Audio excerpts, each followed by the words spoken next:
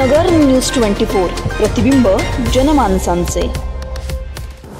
आणि त्याच्यावर एक त्याच्या आधी तुमचा परिचय करून द्या, तुम्ही कोण आहे, नाव सांगा। बरं, ठीक आहे। मी राजू पडोळे, आम्ही सर्वजण ओबीसीचे कार्यकर्ते आहात। सर्वजण मिळून आम्ही ओबीसीसाठी काम करत आहे।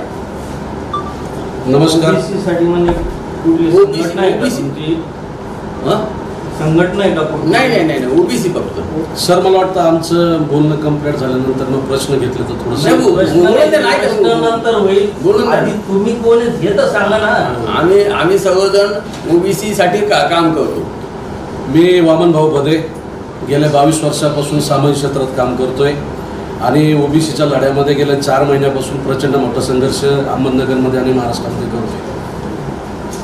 मी साहेबराव रासकर, गेल्या अनेक वर्षापासून ओबीसीचं काम करत आहे, संघर्षामध्ये काम करत आहे आणि आताही सध्या ओबीसीचंच काम करत आहे। मी लक्ष्मण कोथिंबरे, आता सध्या ओबीसीचं काम करत आहे। आम्ही सर्वजण ओबीसीचे कार्यकर्ते आहेत। गेल्या 5-6 दिवसापूर्वी आम्ही साधारण 23 तारखेला आम्ही नगरमध्ये ओबीसीचे आम्ही होर्डिंग लावले। त्याची रीतसर निवडणूक कमिशनर ऑफिसचे त्यांचे सिस्टीम असतात त्याची आपण परमिशन घेऊन लावली। 5-6 दिवस व्यवस्थित कोणाचंही काही ऑब्जेक्शन नव्हतं। काल अचानक सगळ्यांचे फोन यायला लागले, कोतवाली पोलीस स्टेशन, अजून XYZ बाकीचे पोलीस स्टेशन वगैरे, की बघ तुम्ही हे फलक काढून घ्या, होर्डिंग काढून घ्या, हे निवडणुकीच्या नियमात बसत नाही, आचारसंहितेचा भंग होतो, असं बरंच काही त्यांनी काही वेगवेगळे कुणी रिझन सांगितले, कुणी काय सांगितलं। आणि शेवट अशी माहिती पण मिळाली की मग त्यांनी आमच्यावर गुन्हे पण दाखल केले। जर ज्या उपायुक्तांच्या सहीने आम्हाला परमिशन दिली, आम्हाला जे होर्डिंग लावायचे होते त्याची झेरॉक्स त्यांना आपण त्याच्या अर्जासोबत त्यांना जोडून दिली होती। म्हणजे असं पण काही नाही, आम्हाला होर्डिंगवर एक चित्र लावायचं होतं आणि त्यांची कोण परमिशन घेताना दुसरं लावलं, असं पण काही नव्हतं। तर जी आपण परमिशन घेतली घेताना त्यांच्या उपायुक्तांनी सह्या केल्या, जे होर्डिंगवर लावायचं तेच त्यांना परमिशनमध्ये आपण त्यांना डॉक्युमेंट दिले। असं काही पुढं आम्ही त्यांची फसवणूक नाही केली किंवा चिटिंग नाही केली किंवा झेरॉक्स एक दिली होर्डिंगवर एक लावून, जे आहे ती वस्तुस्थिती। त्याच्यानंतर कालपासूनच ते तुमच्या नियमात नाही, आम्ही तुमच्यावर गुन्हे दाखल करू, तुम्ही जातीवाचक लिहिलं, तर त्याच्यावर आम्ही लिहिलं होतं ओबीसीला सहकार्य करावं।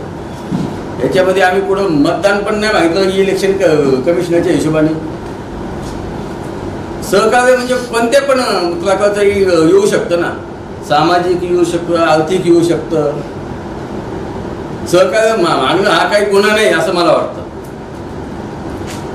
त्याच्यानंतर मग रात्री त्यांनी सांगितलं तुम्हाला आम्ही ते दिलेली परमिशन आहे, त्यांनी त्यांची त्याच उपायुक्तांच्या सहीने त्यांनी कॅन्सल केली।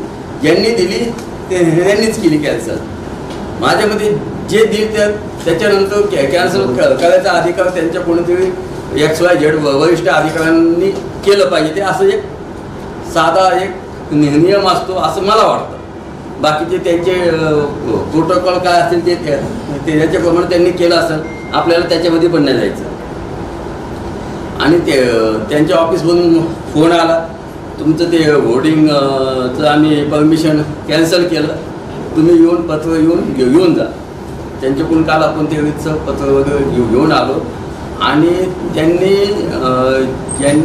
ज्यांना आम्ही काम दिलं होतं त्यांना सांगून सगळे होर्डिंग ते म्हणे आम्ही पोलीस बंदोबस्तात सगळे उचलून घेतो, त्यामुळं काल सगळे त्यांनी उचलून पण टाकले।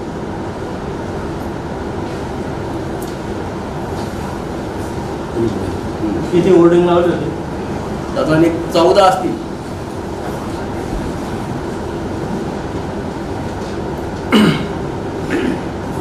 होर्डिंग लावायचं काय कारण? काय आमचा समाज एक होत नाही ना साहेब। समाज एकत्रित आणणं हाच आमचा उद्देश आहे.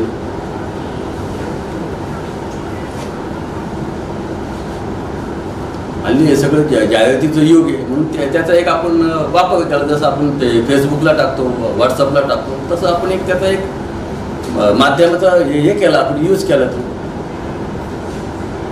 आणि ओबीसींना सहकार्य करावं असं त्यातला जो मजकूर होता हो, तोच आक्षेपार्ह मजकूर आहे अशा प्रकारची ती तुमच्याविषयीची तक्रार तिथे आहे. हो, हो. आणि त्यामुळे मग त्याची दखल घेऊन त्या उपायुक्तांनी तुमची दिलेली परवानगी जी होती ती रद्द केलेली आहे. पण गेले 6 दिवसापासून ते होर्डिंग चालू होते ना. कालच का अचानक असं काय झालं आम्हाला काय माहिती. नेमका याचा उद्देश काय होता तुमचा? आम्हाला संघटन सगळ्यात महत्त्वाची गोष्ट आहे, ओबीसीला सहकार्य करा. याचा अर्थ कुठंही त्या बॅनरवरती मतदान करा किंवा असं काही करा असं काही नव्हतं. लोकसभा निवडणुकीच्या पार्श्वभूमीवर तुम्ही अशा प्रकारचं आवाहन जेव्हा करता, समाजाच्या एका विशिष्ट घटकाला तुम्ही आवाहन करता की एका विशिष्ट घटकाला सहकार्य करा म्हणून. लोकशाहीमध्ये आव्हान नाही केलं साहेब आम्ही. नाही, आव्हानच होतं. नाही, आमच्याच घटकांना आम्ही एकत्र करायचा प्रयत्न केला. पण हे लोकशाहीमध्ये असा अभिप्रेत नाहीये ना. सहकार्य करा साहेब. सहकार्य करायचा अर्थ असाही होऊ शकतो सामाजिक क्षेत्रामध्ये जे काय सध्याची परिस्थिती आहे त्या अनुषंगाने त्याचे अर्थ निघू शकतात. बरोबर आहे. किंवा एखाद्या बारीला असंही असू शकतं की ओबीसीचा एखादा कार्यकर्ता असेल. ओबीसीचा संघर्ष गेल्या 4 महिन्यापासून जास्त तीव्र झालेला आहे. ओबीसी मराठा संघर्ष प्रामुख्याने महाराष्ट्रात जर विचार केला तर ओबीसी मराठांचा संघर्ष हा तीव्र झालेला आहे. बरोबर. पण गेले 4 महिन्यात तुम्ही अशा प्रकारची होर्डिंग कुठे लावली नाही आणि एकदम लोकसभेची निवडणूक समोर आल्यानंतरच तुम्ही हे का लावले? कदाचित मागचा नेमका तसं काही नाही. असं जाणून बुजून या सगळ्या गोष्टी झालेल्या नाहीत. माझं असं मत आहे की गेल्या 4 महिन्यापासून फेसबुक असेल, व्हॉट्सअप असेल, इंस्टाग्राम असेल, प्रत्येक ठिकाणी ओबीसीच्या लढ्यासंदर्भामध्ये प्रत्येक कार्यकर्ता आपापली भावना व्यक्त करत असतो आणि ते कंपल्सरी चालू आहे. त्या बाबतीत कधी कुठला इश्यू झाला नाही किंवा चर्चा झाली नाही. हे दुसरी गोष्ट असं मी मांडणं गरजेचं आहे की अगदी महाराष्ट्रामध्ये आम्ही बघतो की ओबीसी आणि मराठाच्या संघर्षामध्ये प्रचंड मोठ्या प्रमाणामध्ये ओबीसीवरती दबाव टाकण्यात आला. ओबीसीला मतदान करू नका, ओबीसी उमेदवाराला मतदान करू नका अशा पद्धतीचं जाहीर स्टेटमेंट जरंगे पाटलांनी केलं. त्यांच्यावर कधी कुठली कारवाई होत नाही किंवा त्यांच्यावरती त्या गोष्टीची कधी दखल घेतल्या जात नाही. परंतु ओबीसी समाजावरती प्रचंड मोठा आघात करून ओबीसी समाजाला थांबवायचे षडयंत्र आहे असं आम्हाला वाटतं. कारण त्या संदर्भात 1-2 उदाहरणं देणं गरजेचं आहे. पंकजाताई मुंडे बीडमधून उभा आहेत. पंकजाताई ओबीसीच्या नेत्या आहेत. भारतीय जनता पार्टीचे ते उमेदवार त्या ठिकाणी करत आहे. परंतु प्रचंड मोठ्या प्रमाणामध्ये त्यांना त्रास चालू आहे. आपण कालची घटना पाहू शकतो की प्रकाश अण्णा शेंडगे साहेबांच्या गाडीवरती त्या ठिकाणी आपण पाहिलं की चपलाचा हार टाकण्यात आला, शाई फेकण्यात आली. नवे तर तिकडं प्रणित शिंदे जे मॅडम आहेत सोलापूरमध्ये त्यांनाही तशाच पद्धतीचा त्रास आहे. म्हणजे एकंदरीत चित्र जर बघितलं तर महाराष्ट्रामध्ये प्रचंड मोठ्या प्रमाणामध्ये ओबीसीला दाबायचं दडपायचं काम चालू आहे. कारण दहशतीचं वातावरण निर्माण करायचं. हा जो काय ओबीसी समाज या 4-6 महिन्यामध्ये एकवटला आहे, हा ओबीसी समाज एकी झाली आहे. हे कुठतरी आता आपल्या विरोधात वातावरण तयार होतंय का काय, ह्या अनुषंगाने या सगळ्या गोष्टी घडत आहेत. कारण प्रत्येकाला माहित आहे की ओबीसीला सहकार्य करणार ही भूमिका आहे. आम्ही मतदान करा असं कधी म्हटलं नाही, पण ह्या दबावाच्या पोटी ओबीसी आपल्याकडे राहायला पाहिजे, टिकला पाहिजे अशा पद्धतीने सगळं षडयंत्र महाराष्ट्रामध्ये चालू आहे. आणि त्याचाच एक भाग म्हणून नगर जिल्ह्यामध्ये जे काही बॅनर लागले होते की ओबीसीला सहकार्य करा, सहकार्य करायचा अर्थ वेगळा काही काढू शकतं कुणी, पण मतदान करा असं जर त्याच्यावर उल्लेख असता तर कदाचित ते चुकीचं ठरलं असतं. मतदान करा असा कुठं उल्लेख नाहीये, फक्त सहकार्य करा. ते कदाचित एखाद्या मुलीचं लग्न आहे ओबीसीच्या कार्यकर्त्याचं, त्यांना सहकार्य करा. एखादा कार्यकर्ता ओबीसीचा ऍडमिट करायच्या दवाखान्यामध्ये ऍडमिट आहे, तो ICU मध्ये. आम्ही भरपूर वेळेस आम्ही अगदी लाख 2-2 लाखाचे फंडिंग उभा करून कार्यकर्ते जगवलेले आहेत. त्याचा अर्थ निघू शकतो.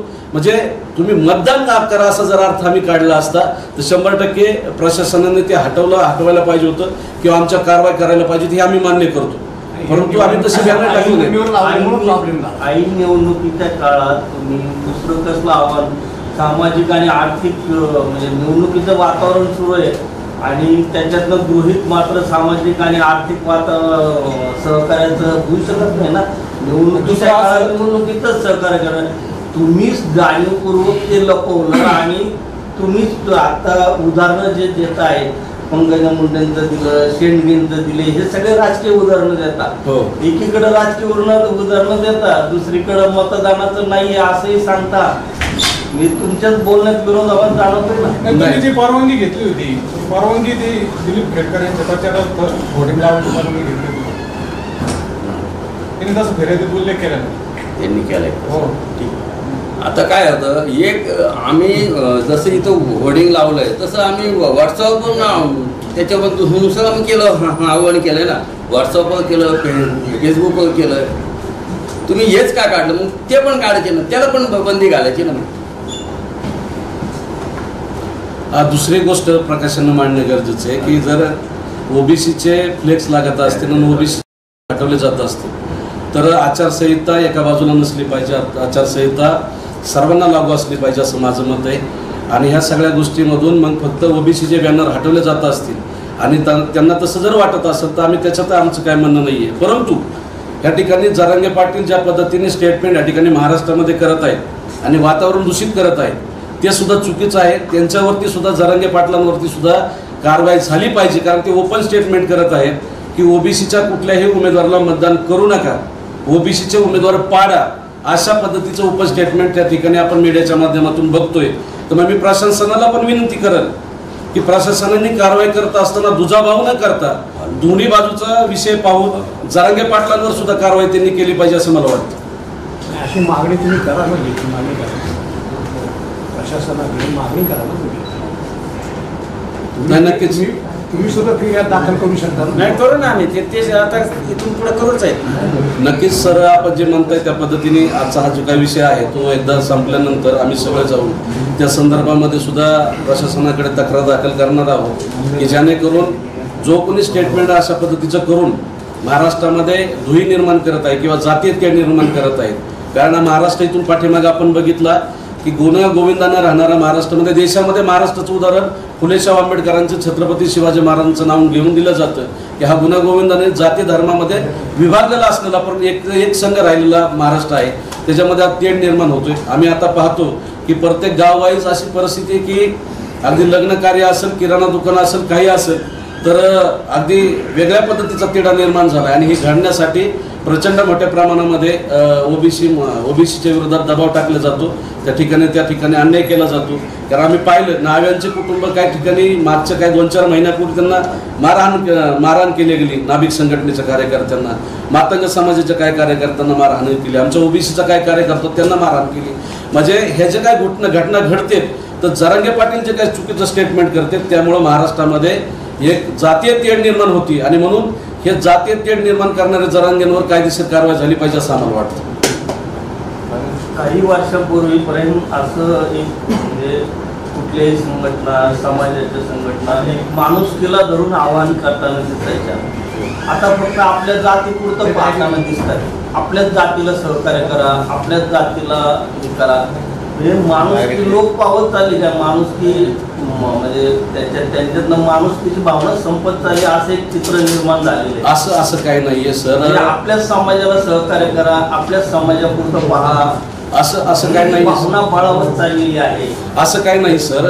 माझं असं मत आहे की आपण पत्रकारात आपल्या सगळ्यांना ज्ञात आहेत, आमच्यापेक्षा कदाचित जास्त गोष्टी आपल्याला समजत आहेत. महाराष्ट्रामध्ये ज्यावेळेस मराठा समाजाचे प्रचंड मोठे लाखाचे, 2-2 लाखाचे, 4-4 लाखाचे मेळावे झाले, आंदोलनं झाले, त्यावेळेस त्या मेळाव्याला सहकार्य करणारा हा ओबीसी समाज होता. मग तो न्हावी असेल, तेले असेल, माळी असेल, साळी असेल, धनगर असेल, वंजारी असेल, कुणी पाणी दिलं, कुणी जेवण दिलं, रांगेमध्ये उभा राहायचं. आम्हाला प्रत्येकाला आमचा आज पण भूमिका होती की मराठा समाजाला आरक्षण भेटलं पाहिजे. जो वंचित समाज आहे त्याला खऱ्या अर्थाने ते भेटणं गरजेचं आहे. म्हणून आम्ही त्या लढ्यामध्ये आम्ही सक्रिय होतो ना. आम्ही भूमिका पार पाडली की ते भेटलं पाहिजे. आमचे मोठे भाऊ आहेत ते. आम्ही कधी जातीय तेढ निर्माण केलं नाही. आम्ही त्यांच्याबरोबर होतो. आजही आम्ही त्यांना मोठे भाऊ मानतो. परंतु ज्या पद्धतीने त्यांचे नेते ज्या पद्धतीने स्टेटमेंट करत आहेत साहेब, त्याच्यामुळे हे सगळं तयार होतं. आम्ही आज पण आमच्या कुठल्या मनामध्ये किंतु परंतु नाहीये. फक्त जे स्टेटमेंट ओबीसीच्या विरोधामध्ये किंवा ओबीसीच्या विरोधात उमेदवारांच्या विरोधात येते त्याच्यामुळे ही धुई निर्माण होती. आज पण खेड्यापाड्यामध्ये आम्ही बघितलं तर मराठा समाज आमचा बांधव आहे. आम्ही एकत्र बसतो, खातो, पितो. पण ह्या काय 2-4 महिन्याच्या कालावधीमध्ये सगळं विचित्र विषय निर्माण झालेला आणि वाईट वाटते सगळ्या गोष्टीचं. एकीकडे अशी भाषा करायची आणि एकीकडे बॅनर मात्र ओबीसीला सहकार्य करायला लावायचं. नाही, मी परत त्याच मुद्द्यावर होतो. चित्र दिसते. नाही, मी त्याच परत मुद्द्यावर येतो की मतदान आम्ही मागितलेलं नाही आहे. आम्ही फक्त एवढंच म्हटलं की ओबीसीने ओबीसीला सहकार्य करा, याचा अर्थ तुम्ही मतदान करा असं म्हणत नाही आहे. तुम्ही मगाशी जो उल्लेख केला की निवडणुकीच्या टायमिंगला बॅनर का लागलेले आहेत, तर मला वाटतं की फेसबुक व्हॉट्सअपच्या माध्यमातून कंपल्सरी प्रसार चालू आहे की ओबीसीने एकमेकाला सहकार्य केलं पाहिजे ते प्रत्येक गोष्टीमध्ये. त्याच्या बाबतीत कधी हे गोष्टी घडल्या नाहीत, परंतु आता बॅनर लागल्यामुळे ते वाटत असतं, तर ती गोष्ट चुकीची आहे. आम्ही कुणाला मतदान मागत नाही, काय नाही, फक्त आर्थिक आणि सामाजिक कुठं मदत ओबीसीला करता येईल का त्या दृष्टिकोनातून ते बॅनर लागले, मतदानासाठी म्हणून नाही. पण परवानगी घेतली ना तुम्ही, उमेदवाराचं नाव टाकून परवानगी घेतलेली, जसं त्याने या फाईलमध्ये उल्लेख केलेला आहे, तुमच्या नावाचा उल्लेख आहे. मग तुम्ही सरळ म्हणजे एकीकडे उमेदवाराच्या नावाने परवानगी घेता आणि दुसरीकडे मात्र हे मतदानासाठी नाही असं सांगता, हे तुम्हीच किती दिशाभूल करताय. नाही साहेब, आता जरांगे पाटील कालच्या घटनेमध्ये प्रश्न असा आहे, भरपूर पॉईंट आहे, पर्टिक्युलर आहे, तुम्ही उमेदवाराच्या नावाने परवानगी घेतली की नाही, आणि एकीकडे परवानगी घेताना उमेदवाराच्या नावाने घ्यायची आणि दुसरीकडे म्हणताय मतदानाचा संबंध नाही. घेतली नसेल तर या फाईल चुकीची असं आम्ही गृहीत धरतो. मग तुम्ही असं लपवत आहे का? आणि आता पत्रकार परिषद बोलवताना तुम्ही उमेदवाराच्या नावाने पत्रकार परिषद बोलवली. मग आता ते आम्हाला 11चा टायमिंग दिला, ते किती वाजता येतील मग ते उमेदवार चालू आहे.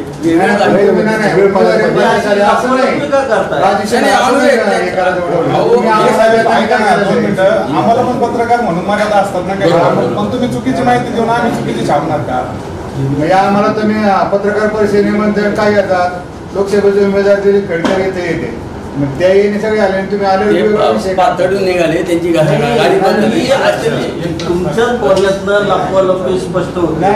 असं नका करू तुम्ही. म्हणजे काय करतात, तुमच्यात निर्णय असा होतो ना, आणि एक तर तुम्ही वंचित तुम्हाला एबी फॉर्म मिळालेला आहे आणि तुम्ही ओबीसीचं परत पुढे काढतात, मग वंचितला पण तुम्ही लपून ठेवतात ना. ह्या बाबतीत मी बोलू शकते, मला बोलायला काय प्रॉब्लेम नाही. तुम्ही जो प्रश्न विचारला त्या संदर्भामध्ये सांगणं गरजेचं अत्यंत की अगदी स्टार्ट टू एंड सुरुवातीपासून आम्ही ओबीसी हा विषय मुद्दा घेतलेला आहे आणि ओबीसीच्या कैयक मीटिंगमध्ये ओबीसीचे प्रकाश अण्णा शेंडगे असतील, TP मुंडे साहेब असतील, लक्ष्मण गायकवाड साहेब असतील, सन्माननीय भुजबळ साहेब असतील, यांच्या सुरुवातीच्या काही सभा एकत्रित झाल्या. त्याच्यानंतर राहिलेल्या 4-5 सभेमध्ये त्या ठिकाणी प्रकाशजी आंबेडकर साहेब सुद्धा आले. ओबीसी म्हणत असताना ओबीसीमध्ये जो काही सर्व घटक येतो त्या सगळ्या घटकांचा विचार करून आम्ही ओबीसी बोलतोय.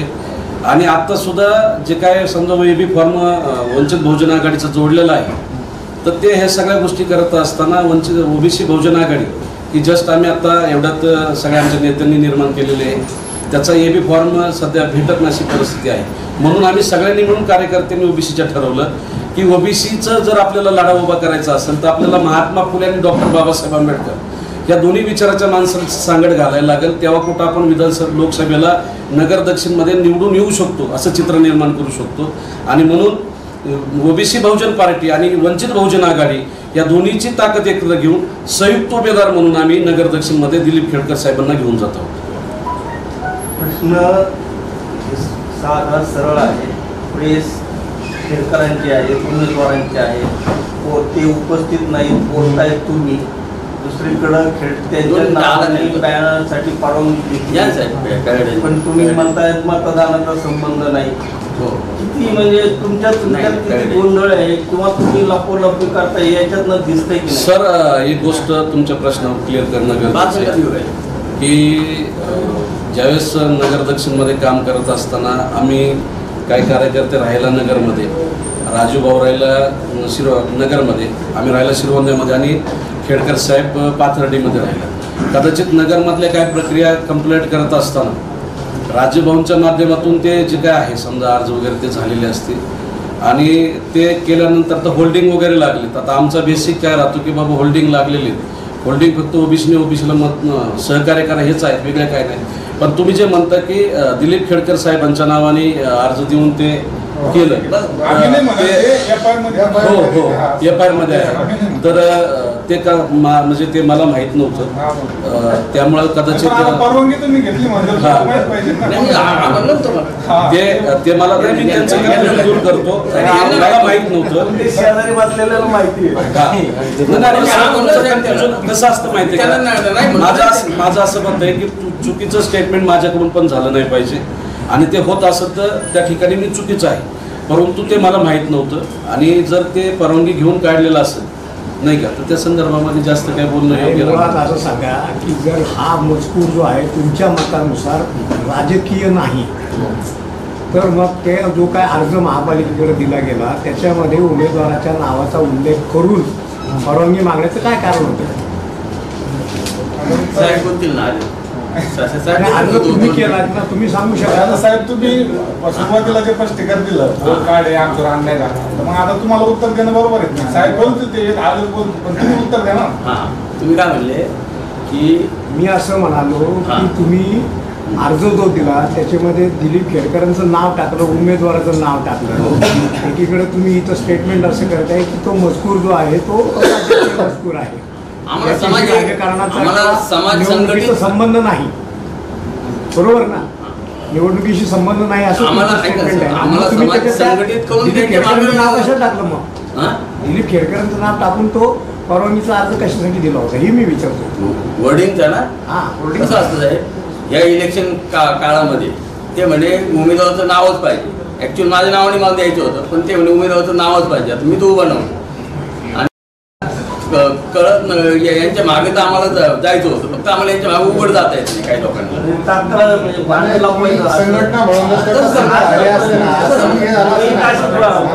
कशाला करता? काय होईल आचारसंहिता चालू आहे, चुकीच्या बातम्या नको तुम्ही आधी स्पष्ट करायला पाहिजे होतं, परंतु हा आमच्यावर तरी पण अन्याय झालेला आहे. बाकीचं असं स्पष्ट करायला तुम्ही सांगितलं सुरुवातीला मतदानाचा आणि याचा काही संबंध नाही. एवढं म्हणू शकता ना की आम्ही परिसर परवानगी घेतली होती तरी काढायला लावला, पण तुम्ही म्हणजे एकदमच टाकायला जायचं आणि भांडायला लापवायचं सगळं रोड चालू होतं. स्टेटमेंटमुळे काय उमेदवाराला सुद्धा अडचणी निर्माण होऊ शकतात.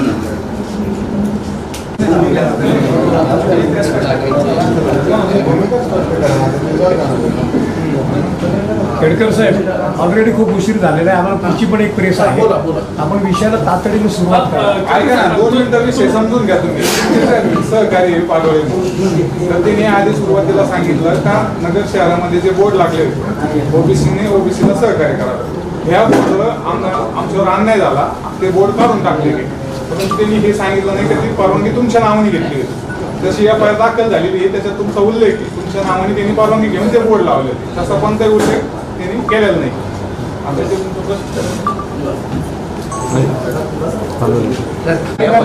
बस इकडे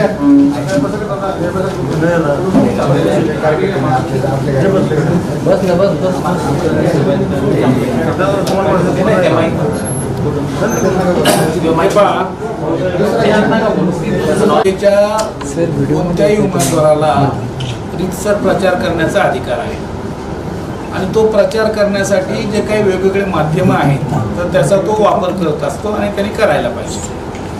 शहरामध्ये जे ठिकठिकाणी होर्डिंग्ज आहेत तर त्या होर्डिंगवरती तुमचा प्रचार करण्याच्या दृष्टीने जे काय मॅटर आपल्याला लावायचं आहे तर त्यासाठी शहरातले जे होर्डिंग आहे तर त्याचं बुकिंग हे मी माझ्या नावाने केलेलं आहे. बुकिंगच्या बाबतीतला काहीच विषय नाही आहे. अजून आम्हाला चिन्ह अलॉट व्हायचं आहे त्याच्या ठिकाणी, आणि चिन्ह अलॉट होऊन मग ते आमच्या प्रचाराचे त्या ठिकाणी बोर्ड लागणार.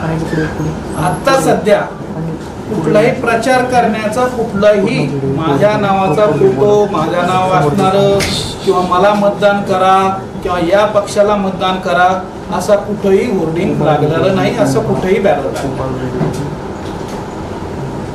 आता याच्यात तुमचं काय म्हणणं आहे ते सांग. असं कुठेही म्हणणं आमचं काहीच नाही, म्हणणं मांडलं या लोकांनीच मांडलेलं आहे. त्यांनी मांडलं, त्या प्रत्येकाला म्हणणं मांडायचं स्वातंत्र्य आहे. मला तुम्हाला काय विचारायचं आता तुमची भूमिका स्पष्ट करा. प्रेस कशासाठी घेतलेली तुम्ही ते सांग. नाही, मी तर नाही बोलवलेली प्रेस. आम्हाला निमंत्रण तुमच्या नावाने झालं.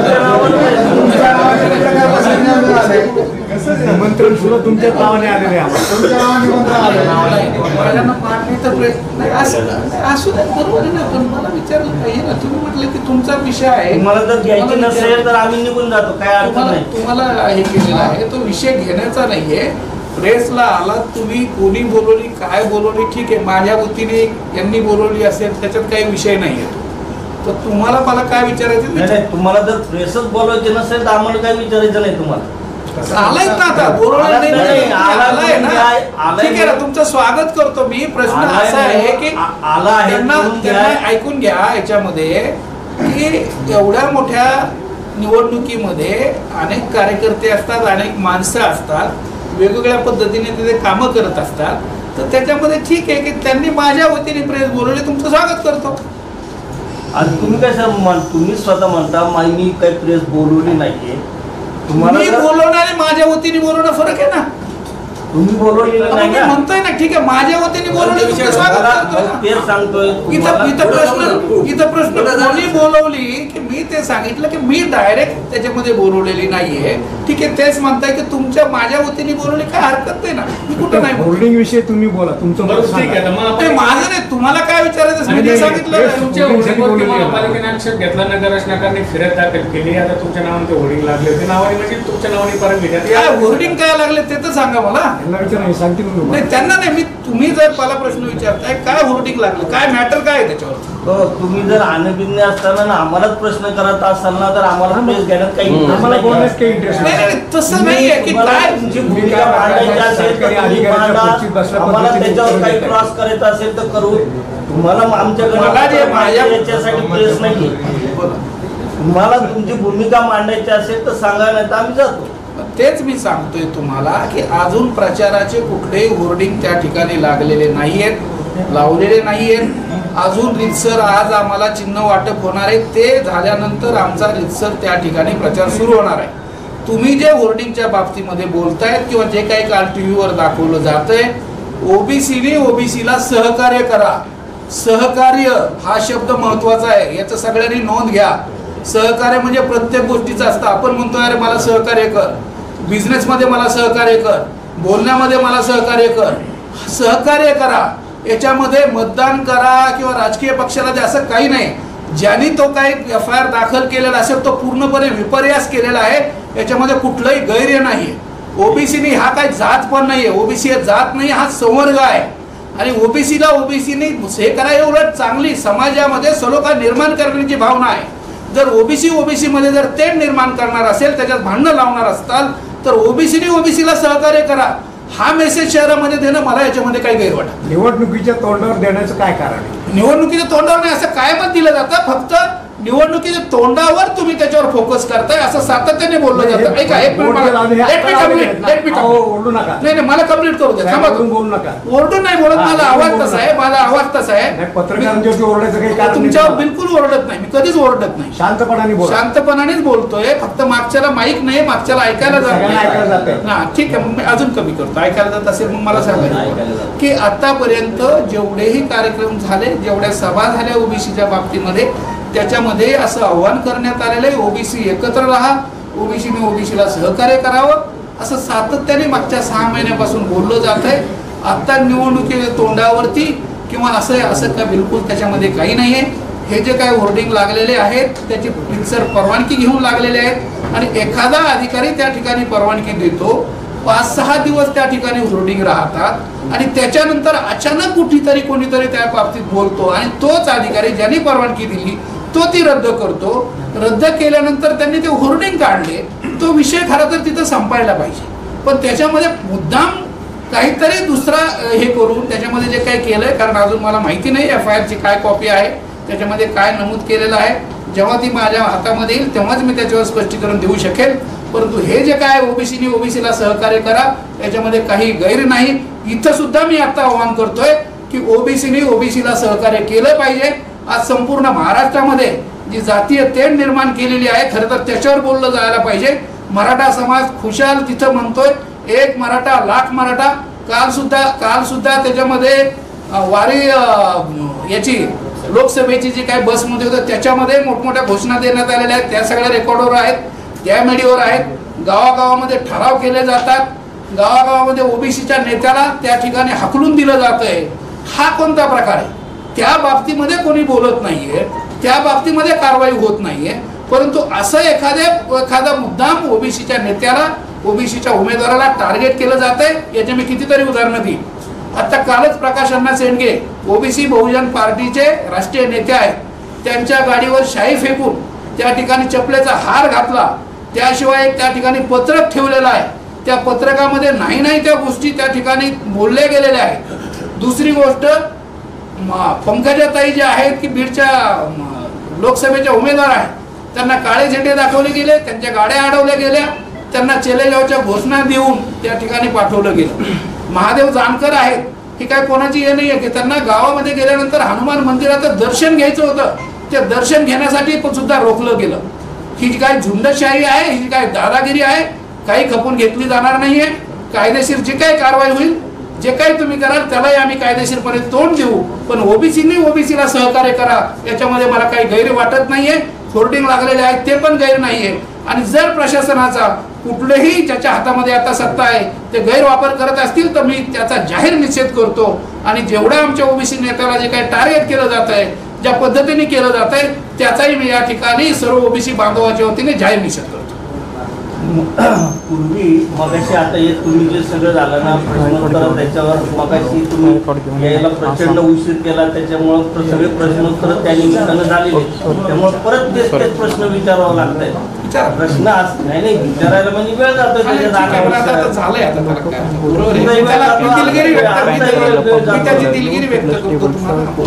पूर्वी माणुसकीचे सर्वांना सहकार्य करा असं आवाहन केलं जायचं, आता फक्त आपल्या पुरतंच आवाहन केलं जातं. ओबीसींना सहकार्य करा, मराठ्यांना सहकार्य करा, मुस्लिमांना सहकार्य करा.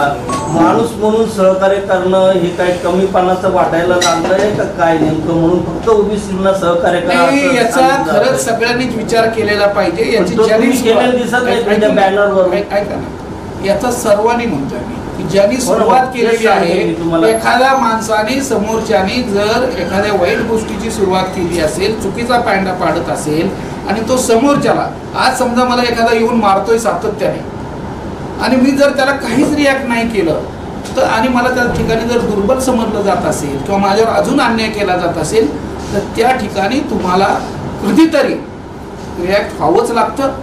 जर आज ओबीसीच्या सर्व नेत्याला टार्गेट केलं जातंय, ओबीसीच्या उमेदवाराला टार्गेट केलं जातंय, उघड झुंडशाही केली जाते, तर अशा वेळेस आम्ही ओबीसी एकत्र या. घरात सुद्धा आपण विचारतो की अरे आपल्या घरातल्या सगळ्या मंडळी एकत्र राहिलं पाहिजे.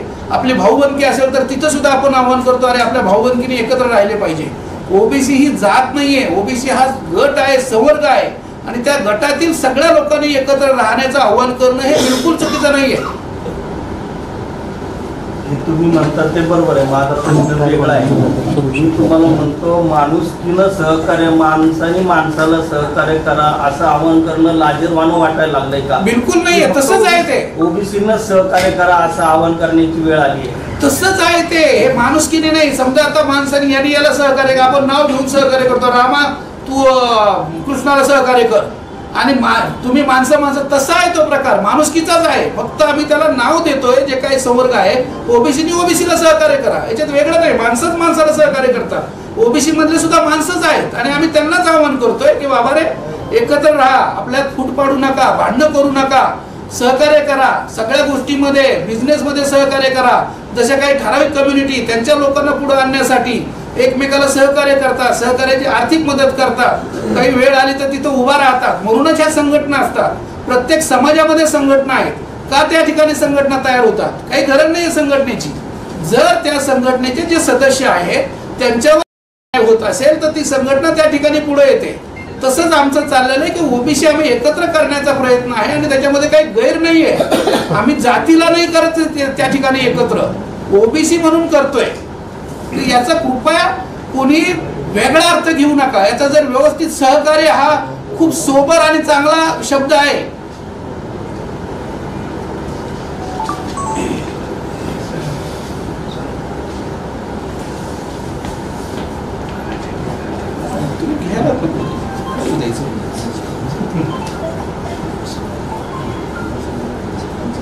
हे जसं आता तुम्ही गुन्हे दाखल केले तुमच्यावर, बोला झालं तुमचं आपापसात? त्यांना मुलं शांत बसा.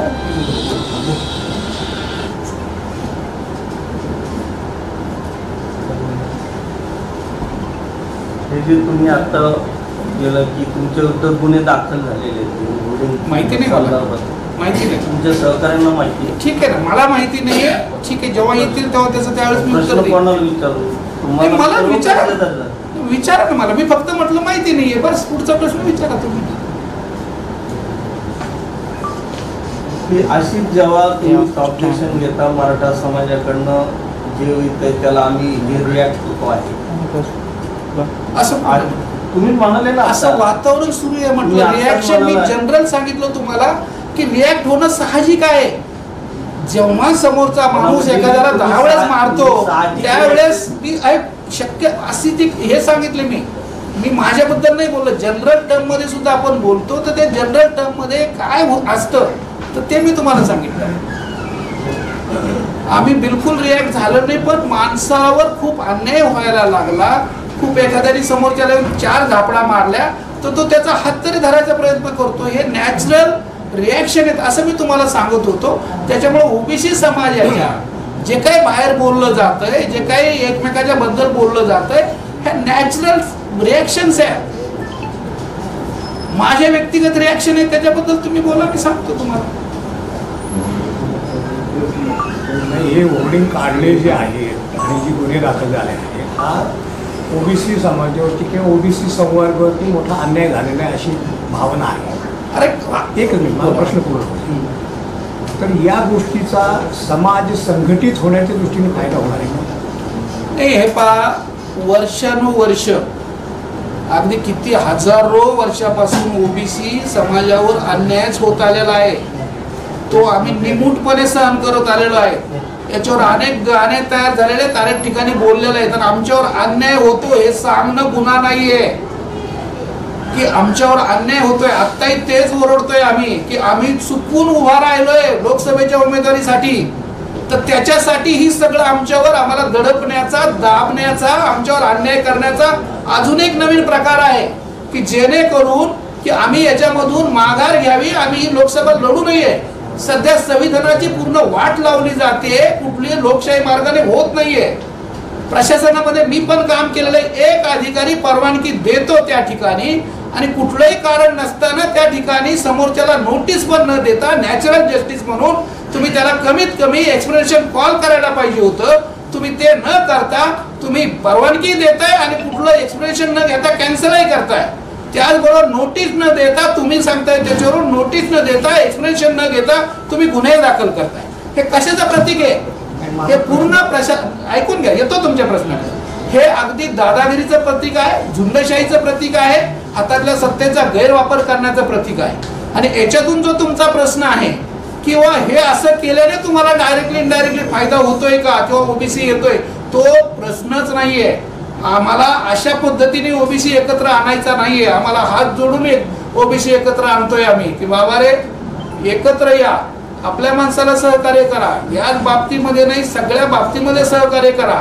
कारण आजपर्यंत आपल्यामध्ये भांडणं लावून गटतट आपल्यात फूट पाडून आज अहमदनगर दक्षिण मध्ये 14 लाख ओबीसी तिथं मतदार असताना 5 लाख इतर असताना आजपर्यंत ओबीसीच्या उमेदवाराला कधी उमेदवारी दिली गेली नाही.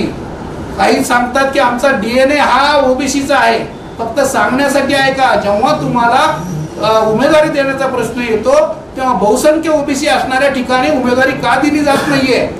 प्रस्थापितांना पिढ्यानपिढ्या 50 वर्ष एकाच उमेदवाराला त्या ठिकाणी उमेदवारी देणं, स्वतःचा मतदारसंघ कमी पडला म्हणून दुसऱ्या मतदारसंघामध्ये जाणं, बाकीच्या लोकशाहीमध्ये लोक नाही आहेत का? त्यांचा हक्क नाही का? आम्ही फक्त आयुष्यभर मतदानच करायचं? आम्ही फक्त तुमच्या मागं तुमच्या सतरंजा उचलायच्या? आम्हाला कधी वाटत नाही का की आम्ही उभं राहावं म्हणून त्या ठिकाणी? आणि आम्ही उभा राहतोय, लोकशाहीच्या मार्गाने आम्ही करतोय, रितसर सगळ्या परवानग्या घेऊन त्या ठिकाणी होर्डिंग लावतोय आणि तुम्ही त्याच्यामध्ये तुमच्या सत्तेचा गैरवापर करून त्या ठिकाणी आमच्यावर परत अन्याय करताय. हा अजून अन्यायावर अजून अन्याय आहे. किती आम्ही सहन करायचं मला सांगा.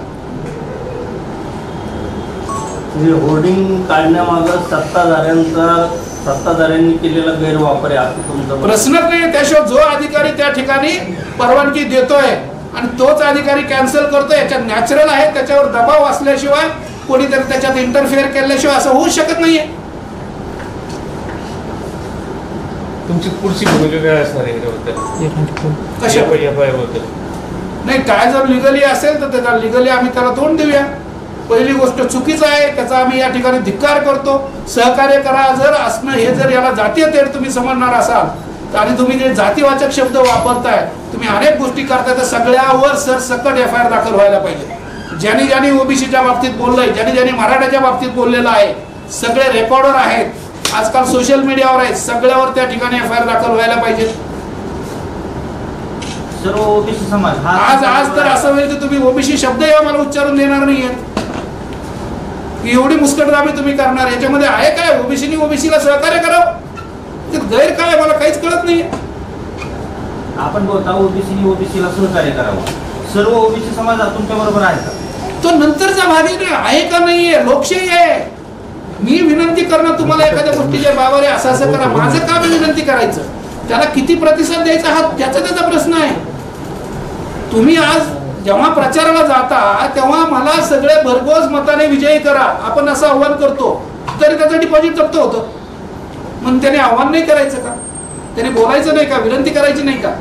त्याच्यामुळे ओबीसीने ओबीसीला सहकार्य करा, याच्यामध्ये काही गैर नाही. म्हणजे याचा अर्थ असा की आपण फक्त आव्हान करताय ओबीसीने ओबीसीला सहकार्य करा. आमच्या हातात काय? उमेदवाराच्या हातात विनंती करणं, आव्हान करणं. जबरदस्ती तर कोणालाही करू शकत नाही लोकशाहीमध्ये, ज्याला त्याला राईट्स आहे. जेव्हा एखाद्या उमेदवाराच्या नावानं बुकिंग केलं जातं आणि ते ऐन निवडणुकीच्या काळात बुकिंग केलं जातं, त्याच्यात त्यांनी बुकिंग केलेल्या जागेवर फक्त ओबीसीनी ओबीसीना सहकार्य करावं याच्याशी मतदानाचा संबंध नाही असा अर्थ कसा लावला जाऊ शकतो? अर्थ काढण्यावर तुमचा तुम्ही कसं माझ्या दृष्टीने माझ्या दृष्टीने मी तुम्हाला परत मी एक्सप्लेन सगळ्यात ही तुम्हाला म्हणजे मत तर मागायची पण ते ओपनली तर नाही मागायची म्हणून आडपडदा घेऊन असंही करायचं. त्यापेक्षा खुलेपणानं मागावं ना. उमेदवाराच्या नावाने जर बुकिंग होत असेल तर खुलेपणानं मतदान मागावं. अशी आडपडदा ठेवून भूमिका का बजावली जाते? प्रश्नच नाही. खुले वाजत गाजत आम्ही मत मागणार आहे. होर्डिंग तुमचे नाव आणि सी मत द्या म्हणून लागणार आहे. अजून आम्हाला चिन्ह मिळत आहे. चिन्ह मिळाल्यानंतर त्याच ठिकाणी होर्डिंग लागतील, मतदार म्हणून लागतील, चिन्ह म्हणून लागतील, पक्ष म्हणून लागतील. लोकशाहीमध्ये सगळ्याला अधिकार आहे. जर तुमचे लागतात तर आमचे का नाही? सगळ्याचेच लागतील. आडपडद्याचा त्याच्यामध्ये विषयच नाहीये. त्या ठिकाणी आम्हाला चिन्ह देऊन आम्हाला होर्डिंग लावण्याच्या अगोदर त्या जे काही होर्डिंग आहे त्याच्यावर सहकार्य करा असं त्या ठिकाणी फक्त आव्हान केलेलं आहे. याच्यामध्ये आडपडदा काही नाहीये. आणि आडपडदा असा उघड पडद्यावर नसतो. आडपडदा हा आडपडद्यात असतो. इथं जेव्हा होर्डिंग उघड लावलेले आहेत त्याच्यामुळे आडपडद्याचा काय विषय? उघड होर्डिंग लावले पण तुमचे लोक तुमच्या नावाने बुकिंग केलेलं हे सांगत नाही. तुम्हालाही त्याची माहिती नसते. प्रेस तुमच्या नावाने बोलवली हे तुम्हाला माहिती नव्हतं. हा सगळा आडपडदाच आहे ना? नाही असं तुम्ही म्हणताय. मला तर असं वाटतं तुम्ही नाही आता तेच बोलले ना आम्हाला. आता 15-20 मिनिटं ते काय बोलले म्हणून मी म्हटलं की ते अगोदर काय बोलले. पण मी बोलतोय का आडपडद्याने? तुमचा कुठलाही प्रश्न विचारा त्याला मी उत्तर देतो. आपण वंचितचे उमेदवार आहात. वंचितचे जिल्हाध्यक्षांनी पण आपण उमेदवारी अर्ज दाखल केला तर आज काय अर्ज माघारी वगैरे घेणार आहात का? तुमचा रस्ता क्लिअर आहे का? नाही आता त्यांचा पक्ष ठरवेल त्यांचं काय करायचं. पक्षाने मला ते त्या ठिकाणी एक फॉर्म दिलेला मी भरलेला आहे. अशा अनेक ठिकाणी भरतात. आता जे काही प्रस्थापित आहेत त्यांच्या बायकोने फॉर्म भरला आहे, त्यांचे 3 फॉर्म भरलेत, काही अपक्ष भरले. ती प्रोसिजर आहे, प्रोसेस आहे. त्याच्यामध्ये प्रत्येकाला अर्ज भरण्याचा अधिकार आहे. काढण्याची मुदत दिलेली आहे. याच्यावर जेव्हा मुदत संपेल आणि काढले जाणार नाही त्याच्यानंतरच हा प्रश्न निर्माण होईल. इतर समाजाकडनं जेव्हा ओबीसी नेत्यांवरच्या ज्या पद्धतीने भाषा केली जाते, तुम्ही सांगितलं की ज्या घटना सांगितल्या 2-4 जणांची नावं घेतली की याच्या संदर्भात तुमच्याविरुद्ध जसा गुन्हा दाखल झाला तसं त्यांच्याविरुद्ध गुन्हा दाखल करा म्हणून तुम्ही काय प्रशासनाकडे मागणी मी असं काही करणार नाही. कारण चुकीच्या गोष्टी हा सुद्धा गुन्हा दाखल झाला असला तो चुकीचा आहे. चुकीच्या गोष्टीसाठी गुन्हा दाखल करा असं मी म्हणणार नाहीये. लोकशाहीमध्ये प्रत्येकाला मत मांडण्याचा अधिकार आहे. त्याच्यामध्ये जर तसं तुम्हाला असेल तर प्रशासनाने किंवा या आपल्या लोकशाहीमध्ये जात हा नावाचा शब्द ठेवायला नाही पाहिजे. सरसकट तुम्ही म्हणला ना माणुसकी, कशाला जात पाहिजे? प्रत्येकाच्या जन्मल्यास का जात लिहावा लागते? का आपण असं ठरवत नाहीये? का लोकशाहीमध्ये दाखवून दिले मी तुमच्या याचं म्हणतो की हे सगळे जी आपली सिस्टीम आहे, सिस्टीम ही माझा एकटा दिलीप खेडकर नाही बदलू शकत. ही सिस्टीमच अशी आलेली आहे आणि त्या सिस्टीमचा आपण एक भाग आहोत. याच्या पलीकडे आपल्याला सध्या तरी काही करता येत नाही. इतरांची मते नको आहेत का तुम्हाला? समाजाची ओबीसी पुरतच मर्यादित राहत आहे असं मी म्हटलंय का? असं ओबीसीनी ओबीसीला सहकार्य करा असं म्हटलेलं आहे. मी असं नको असं त्याचा ओबीसीनी ओबीसीला सहकार्य करा साहजिकच आहे. प्रत्येक याच्यामध्ये त्यातला एक अर्थ आहे. एक अर्थ असं तुम्ही त्याच्यामधून हजार काढू शकता. तुम्हाला कसं काढायचं? प्लेन अर्थ आहे त्याच्यामध्ये मराठी लँग्वेज मध्ये. सहकार्य करा म्हणजे मदत करा.